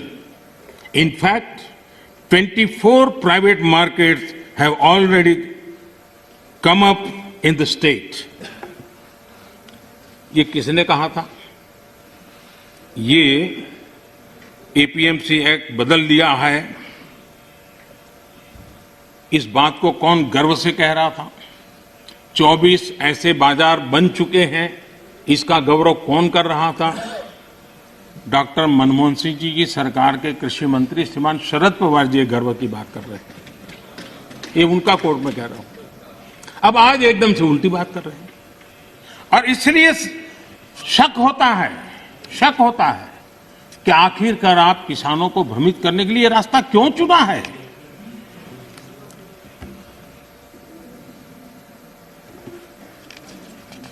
देश की मंडियां चल रहे हैं, syndicate और कीमतों को प्रभावित करने वाले नेक्सस में के बारे में जब उनको पूछा गया, उनको एक सवाल पूछा था कि ये नेक्सस है मंडियों वालों वगैरह का, तो क्या कहना है? तो शरद पवार का एक दूसरा जवाब है, वो भी बड़ा इंटरेस्टिंग है।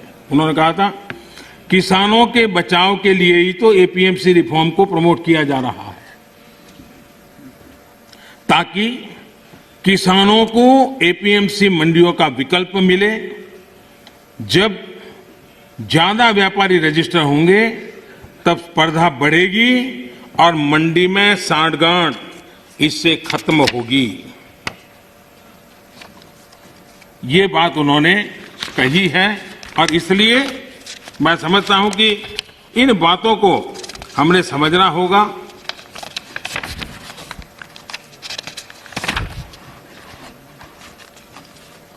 जहां इनकी सरकारें हैं अलग अलग, जो सामने बैठे हुए मित्रों की, उन्होंने भी कम अधिक मात्रा में इस कृषि क्षेत्र में रिफॉर्म करने का प्रयास किया भी है। और हम तो वो हैं जिन्होंने 1500 कानून खत्म किए थे। हम प्रोग्रेसिव पॉलिटिक्स में विश्वास करते हैं, हम रिग्रेसिव पॉलिटिक्स में जाना नहीं चाहते हैं। और इसलिए, और भोजपुरी में तो एक कहावत है, कुछ लोग ऐसे हैं, भोजपुरी में कहावत है, ना खेलब ना खेल देव, खेलबे बिगाड़ब। न खेलूंगा न खेलने दूंगा, मैं खेल को बिगाड़ के रखूंगा।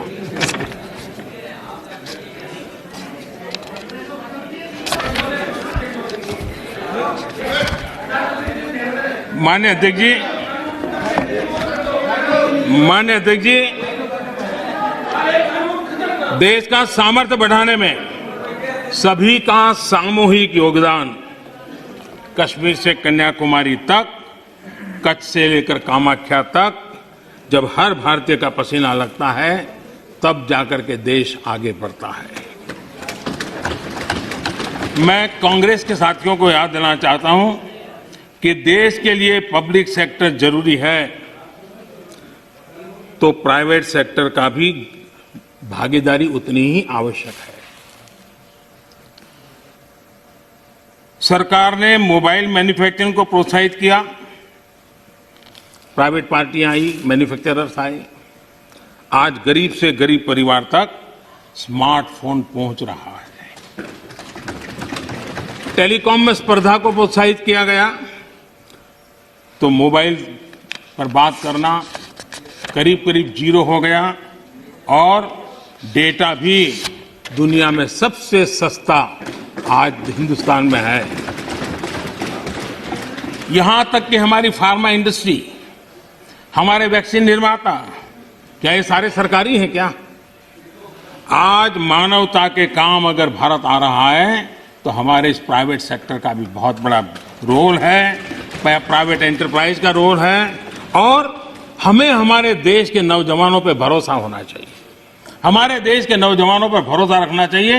इस प्रकार से कोसते रहेंगे, उनको नीचा दिखाते रहेंगे और हम किसी भी प्राइवेट एक्टिविटी को नकार देंगे। कोई जमाना होगा जब कुछ सरकार करेगी, उस जमाने में जरूर होगा, किया होगा। आज दुनिया बदल चुकी है, समाज की अपनी ताकत है, देश के अंदर ताकत है। हर एक किसी को अवसर मिलना चाहिए और उनको इस प्रकार से बेईमान घोषित करना, उनके लिए गंदी भाषा का प्रयोग करना, ये कल्चर किसी जमाने में वोट पाने के लिए काम आया होगा, आज वो आने वाला नहीं है। कृपा करके हम, और मैंने लाल किले पर से बोला, वेल्थ क्रिएटर भी देश को जरूरी होते हैं, तभी तो वेल्थ बांटेंगे।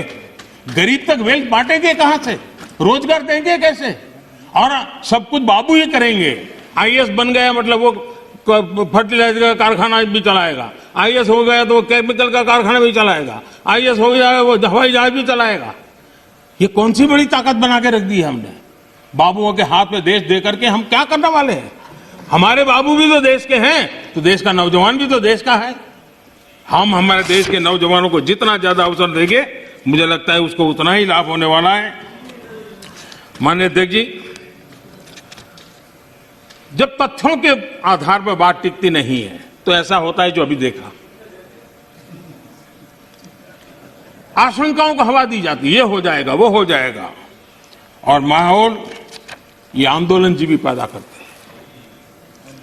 माननीय अध्यक्ष जी, किसान आंदोलन की पवित्रता, और मैं बहुत जिम्मेवारी के शब्द प्रयोग करता हूं, मैं किसान आंदोलन को पवित्र मानता हूं और भारत के लोकतंत्र में आंदोलन का महात्म्य है और रहने वाला है और जरूरी भी है। लेकिन जब आंदोलन जीवी पवित्र आंदोलन को अपने लाभ के लिए बर्बाद करने के लिए निकलते हैं तब क्या होता है? कोई मुझे बताए। 3 किसान कानून की बात हो और दंगाबाज लोग जो जेल में हैं, जो संप्रदायवादी लोग जो जेल में हैं, जो आतंकवादी लोग जेल में हैं, जो नक्सलवादी जेल में हैं, उनकी फोटो लेकर के उनकी मुक्ति की मांग करना, ये किसानों के आंदोलन को अपवित्र करने का प्रयास है कि नहीं? माननीय अध्यक्ष जी, इस देश में टोल प्लाजा इस देश में टोल प्लाजा सभी सरकारों ने स्वीकार की हुई व्यवस्था है। टोल प्लाजा इस देश में सभी सरकारों ने की हुई व्यवस्था है और उस टोल प्लाजा को तोड़ना, उस टोल प्लाजा को कब्जा करना, उस टोल प्लाजा को न चलने देना, ये जो तरीके चले हैं वो तरीके क्या पवित्र आंदोलन को कलंकित करने का प्रयास है कि नहीं? जब पंजाब की धरती पर सैकड़ों की तादाद के अंदर, पंजाब की धरती पर सैकड़ों की तादाद के अंदर जब टेलीकॉम के टावर तोड़ दिए जाएं, क्या वो किसान की मांग से सुसंगत है? क्या किसान के पवित्र आंदोलन को बर्बाद करने का काम आंदोलनकारी ने नहीं, आंदोलन जीवियों ने किया हुआ है। और इसलिए देश को आंदोलनकारी और आंदोलन जीवियों के बीच फर्क करना बहुत जरूरी है और देश को इन आंदोलन जीवियों से बचाना वो भी उतना ही जरूरी है। अफवाहें फैलाना, झूठ फैलाना, गुमराह करना और देश को दबोच करके रख देना, देश बहुत बड़ा है, देश के सामान्य मानवी की आशा आकांक्षाएं बहुत है और उनको लेकर के हमने आगे बढ़ना है और उस दिशा में हम प्रयास कर रहे हैं। देश में एक बहुत बड़ा वर्ग है,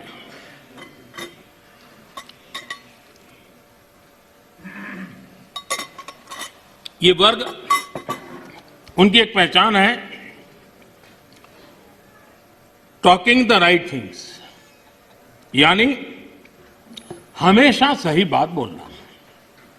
सही बात कहने में कोई बुराई भी नहीं है, लेकिन इस वर्ग के ऐसे लोगों से नफरत चीड़ है जो डूइंग द राइट थिंग्स पर चलते हैं। यह फर्क समझने जैसा है। टॉकिंग द राइट थिंग, इसकी वकालत करने वाले जब डूइंग द राइट थिंग की बात आती है तो उसी के सामने खड़े हो जाते हैं। ये चीजों को सिर्फ बोलने में विश्वास करते हैं, अच्छा करने में उनका भरोसा ही नहीं है। जो लोग इलेक्टोरल रिफॉर्म की बात करते हैं, वन नेशन वन इलेक्शन, उसकी जब बात आती है तो विरोध में खड़े हो जाते हैं। यही लोग जब जेंडर जस्टिस की बात आती है तो बढ़ चढ़ करके बोलते हैं, लेकिन अगर ट्रिपल तलाक खत्म करने की बात करते हैं तो विरोध में खड़े हो जाते हैं। ये एनवायरमेंट की बात करते हैं, लेकिन हाइड्रो पावर या न्यूक्लियर पावर, उसके सामने जाकर के झंडे लेकर के खड़े हो जाते। होना नहीं चाहिए, इसके लिए आंदोलन चलाते हैं। तमिलनाडु तो उसका भुक्तभोगी है। उसी प्रकार से जो दिल्ली में पॉल्यूशन को लेकर के कोर्ट में जाकर के रीट करते हैं, अपील करते हैं, पीआई करते हैं, दिल्ली के लोग, वही लोग पराली जलाने वालों के समर्थन में जाके खड़े हो जाते। तब समझ नहीं आता है कि किस प्रकार से इस देश को गुमराह करने का इन लोगों का प्रयास है और उसको देश ने समझने की जरूरत है। मैं देख रहा हूं कि 6 साल में विपक्ष के मुद्दे कितने बदल गए हैं जी। हम भी कभी विपक्ष में थे, लेकिन हम जब भी विपक्ष में थे तो आपने देखा होगा देश के विकास के मुद्दों को लेकर के, भ्रष्टाचार के मुद्दों को लेकर के हम शासन में बैठे हुए लोगों को घेरते थे, हम आवाज उठाते थे, हम प्रयास करते थे। मैं हैरान हूं, आजकल विकास के मुद्दे की चर्चा ही नहीं करते। मैं इंतजार करता हूं कि ऐसे मुद्दे उठाए ताकि हमको कुछ कहने का मौका मिले कि भाई हम क्या कर रहे हैं, लेकिन वो हमारे मौका ही नहीं, क्योंकि इनके पास इन मुद्दों पर बोलने के लिए कुछ रहा नहीं है। और इसलिए न वो कितनी सड़कें बनी पूछते हैं, न कितने पुल बने पूछते हैं, न बॉर्डर मैनेजमेंट में क्या हुआ है, कितनी पटरियां बिछी, इन सारे विषयों पर उनको चर्चा करने में इंटरेस्ट नहीं है। माननीय अध्यक्ष जी, 21वीं सदी में इंफ्रास्ट्रक्चर का बहुत बड़ा महत्व है और भारत को आगे जाना है तो इंफ्रास्ट्रक्चर पर बल देने की बहुत जरूरत है। और आत्मनिर्भर भारत के रोड मैप के लिए इंफ्रास्ट्रक्चर पर बल देना इस समय की मांग है और हम सबको इसको स्वीकार करना होगा। इंफ्रास्ट्रक्चर मजबूत होगा तभी देश की गति भी तेज होने वाली है, उसकी दिशाएं भी व्यापक होने वाली हैं और इसलिए हमने प्रयास करना चाहिए। और इंफ्रास्ट्रक्चर का मतलब है गरीब के लिए, मध्यम वर्ग के लिए अनेक नई संभावनाओं को इंफ्रास्ट्रक्चर जन्म देता है, नए अवसरों को जन्म देता है, रोजगार के लिए नए अवसर लेकर के आता है, इकोनॉमी को मल्टीप्लायर इफेक्ट करने की उसकी ताकत रहती है। और इसलिए हमने इस बात को बल देने की जरूरत है। इंफ्रास्ट्रक्चर का मतलब वोट बैंक के अवसर नहीं होता है। कागज पे घोषित कर देना कि ये रोड बनेगा, एक चुनाव जीत लो, दूसरी बार वहां जाके सफेद पट्टी कर लो, दूसरा चुनाव जीत लो, तीसरी बार जाकर वहां थोड़ी मिट्टी डाल दो। तो ये इस काम के लिए नहीं है। ये सचमुच में जीवन बदलने के लिए और सब व्यवस्थाओं को बदलने के लिए इंफ्रास्ट्रक्चर को हमने बल देने की आवश्यकता है। 110 लाख करोड़ रुपए की योजना के साथ हमने बजट में अभूतपूर्व खर्च के साथ आगे बढ़ने की दिशा में हम चल रहे हैं। देश के 27 शहरों में मेट्रो ट्रेन, 6 लाख से ज्यादा गांवों में तेज इंटरनेट, बिजली के क्षेत्र में हम वन नेशन वन ग्रिड इस कंसेप्ट को साकार करने में सफल हुए हैं। सोलर पावर सहित रिन्यूएबल एनर्जी के मामले में आज दुनिया के 5 टॉप देशों के अंदर भारत ने अपनी जगह बना ली है। दुनिया के सबसे बड़े सोलर और विंड की हाइब्रिड पार्क आज भारत में दुनिया का सबसे बड़ा बन रहा है। विकास में हम एक नई तेजी देख रहे हैं, नए पैमानों पर जा रहे हैं। हमने देखा है कि जहां जहां असमानता है, चाहे खास करके पूर्वी भारत, अगर देश के पूर्वी भारत का विकास हम उस स्थिति पे लाना होगा ताकि पश्चिम भारत की जो आर्थिक व्यवस्था है उसकी बराबरी तुरंत करे, तो मिलकर के देश के अंदर प्रगति की संभावना बढ़ेगी। और इसलिए हमने पूर्वी भारत के विकास पर एक विशेष बल दिया है। चाहे गैस पाइपलाइन बिछाने की बात हो, चाहे रोड बनाने की बात हो, चाहे एयरपोर्ट बनाने की बात हो, चाहे रेल बिछाने की बात हो, चाहे इंटरनेट कनेक्टिविटी, और इतना ही नहीं, वाटरवे के द्वारा नॉर्थ ईस्ट के राज्यों को जोड़ने का एक बहुत बड़ा भगीरथ प्रयास चल रहा है। और मुझे लगता है कि हमारा ये फोकस है कि देश को एक संतुलित विकास की तरफ ले जाना चाहिए। देश के हर क्षेत्र को, एक भी क्षेत्र पीछे न रह जाए, उस प्रकार से विकास की अवधारणा को लेकर के आगे चलने का हमने काम किया है। और इसलिए ईस्टर्न इंडिया पर हम मिशन मोड में काम कर रहे हैं। दर्जनों जिलों में CNG, PNG, city gas distribution, ये जाल हम बिछाने में सफल हुए। गैस पाइपलाइन पहुंचने के कारण फर्टिलाइजर के उत्पादन में भी तेजी आई है और फर्टिलाइजर के जो कारखाने बंद पड़े थे उनको दोबारा खोलने की संभावना पैदा हुई है, क्योंकि हमने गैस इंफ्रास्ट्रक्चर के ऊपर बल दिया, हमने उस पाइपलाइन की ओर बल दिया। माननीय अध्यक्ष जी, कई वर्षों से हम सुनते आए हैं डेडिकेटेड फ्रेट कॉरिडोर, लेकिन एक डेडिकेटेड फ्रेट कॉरिडोर का क्या हाल था? जब उनको सेवा करने का मौका मिला था, सिर्फ 1 किलोमीटर काम हुआ था। आज करीब 600 किलोमीटर, 6 साल के अंदर 600 किलोमीटर काम, और एक्चुअली डेडिकेटेड फ्रेट कॉरिडोर पर काम, यानी ट्रेन चलना शुरू हो गया, माल ढोने का काम शुरू हो गया और वो सेक्शन काम कर रहा है। यूपीए के समय बॉर्डर इंफ्रास्ट्रक्चर, किसी भी देश की रक्षा के लिए बॉर्डर इंफ्रास्ट्रक्चर बहुत महत्व रखता है, लेकिन उसके प्रति इतनी उदासीनता की गई, इतनी लापरवाहियां की गई है। देश के अंदर उन विषयों की हम पब्लिकली चर्चा कर नहीं सकते क्योंकि देश के सिक्योरिटी की दृष्टि से अच्छा नहीं है, लेकिन ये चिंता का विषय है कि हमने, क्योंकि वहां लोग नहीं है, वोट नहीं है, जरूरत नहीं लगी, फौजी आदमी जब जाएगा देखा जाएगा क्या होने वाला है, इसी सोच का परिणाम था। और इतना ही नहीं, एक बार तो एक रक्षा मंत्री ने पार्लियामेंट में कह दिया था कि हम इसलिए इंफ्रास्ट्रक्चर नहीं करते हैं बॉर्डर पे ताकि कहीं दुश्मन देश उस इंफ्रास्ट्रक्चर का उपयोग न कर ले। कमाल के हो गए। इस सोच, इसको बदल करके हमने आज करीब जो अपेक्षाएं और आयोजन था उसका एक बहुत एक हिस्सा बॉर्डर के ऊपर इंफ्रास्ट्रक्चर की दिशा में हमने पूर्ण किया है। एलएसी पर ब्रिजेज, आज मेरा अंदाज है करीब 75 के करीब ब्रिज ऑलरेडी वहां काम चल रहा है तेजी से, और इसलिए कई सैकड़ों किलोमीटर हमने रोड बनाए हैं। और मैं चाहता हूं कि जो काम हमारे सामने था करीब 75% तो हमने उसको पूरा भी कर लिया है और हम आगे भी इस काम को जारी रखेंगे। इंफ्रास्ट्रक्चर के अलग अलग क्षेत्र होते हैं, उसी प्रकार से आप देखिए अटल टनल हिमाचल प्रदेश में, उसका हाल क्या था? अटल जी के समय जिसकी कल्पना की गई, अटल जी के जाने बाद किसी न किसी फाइलों में वो लटका रहा, एक बार छोटा सा काम हुआ फिर अटक गया, ऐसे ही करते करते चला गया। पिछले 6 साल के अंदर इसके पीछे हम लगे और आज अटल टनल काम कर रही है, देश की फौज भी आराम से वहां से मूव कर रही है, देश के नागरिक भी मूव कर रहे हैं। जो रास्ते 6-6 महीने तक जो इलाके बंद होते थे वो आज काम करने लगे हैं और अटल टनल काम कर रही है। उसी प्रकार से मैं ये बात साफ करना चाहूंगा कि जब भी देश के सामने कोई चुनौती आती है, ये देश का सामर्थ्य है, हमारे देश के सुरक्षा बलों का सामर्थ्य है। देश को कभी नीचा देखना पड़े ऐसी स्थिति हमारे फौज के जवान कभी होने नहीं देंगे, करने नहीं देंगे, मेरा पूरा विश्वास है। आज उनके जिम्मे जो भी जिम्मेवारी, जहां भी जिम्मेवारी मिली है, बखूबी निभा रहे हैं। प्राकृतिक विपरीत परिस्थितियों के बीच में भी बहुत मुस्तैदी के साथ निभा रहे हैं और हमें हमारे देश की सेना पे गर्व है, हमारे वीरों पर गर्व है, उनके सामर्थ्य पर हमें गर्व है और देश हिम्मत के साथ अपने फैसले भी करता है और हम उसको आगे भी ले जा रहे हैं।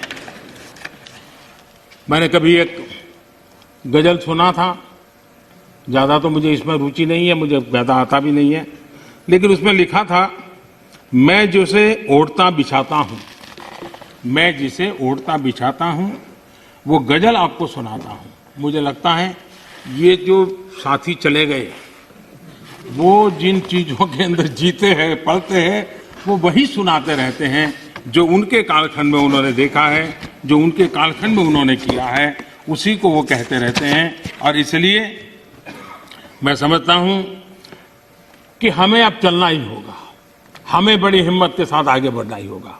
और मैंने कहा, पोस्ट कोरोना एक नया वर्ल्ड ऑर्डर जब हमारे सामने आ रहा है तो भारत ने कुछ नहीं बदलेगा कि मानसिकता छोड़ देनी होगी। ये तो चलता है, चलता रहेगा, मानसिकता छोड़ देनी पड़ेगी। 130 करोड़ देशवासियों का सामर्थ्य लेकर चल।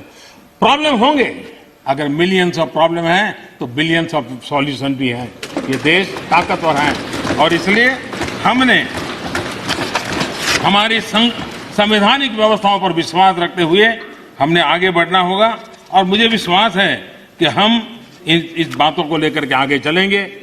ये बात सही है कि मिडिल मैन कल्चर खत्म हुआ है, लेकिन देश का मिडिल क्लास जो है उसकी भलाई के लिए बहुत तेजी से काम हो रहे हैं, जिसके कारण देश को आगे बढ़ाने में अब जो मिडिल क्लास का बल्क है वो बहुत बड़ी भूमिका अदा करने वाला है।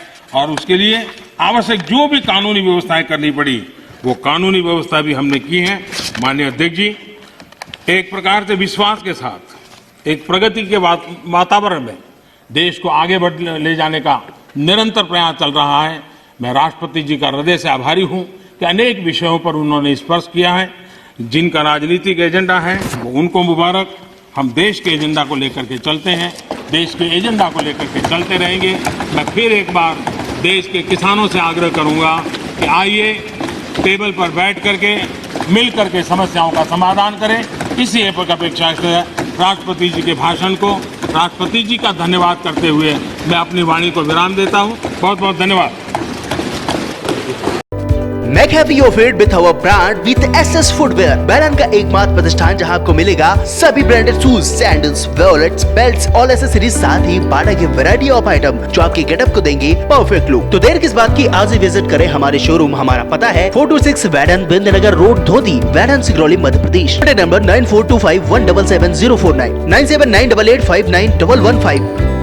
चाय हर घूंट में स्वाद, चाय सुट्टा पार। CSB बैढ़न सिंगरौली जिले में पहली बार सारे फ्लेवर की चाय और बेस्ट सर्विस के साथ 100 से अधिक आउटलेट पूरे मध्य प्रदेश में। फैमिली और कपल्स कैफे, पता है Bindnagar road, tiger inn hotel के सामने, बैढ़न, सिंगरौली, मध्य प्रदेश। Contact number 6260540078। हमारे चैनल को सब्सक्राइब करें, घंटी का बटन दबाना न भूलें, जिससे नई अपडेट आपको समय समय पर मिल सके।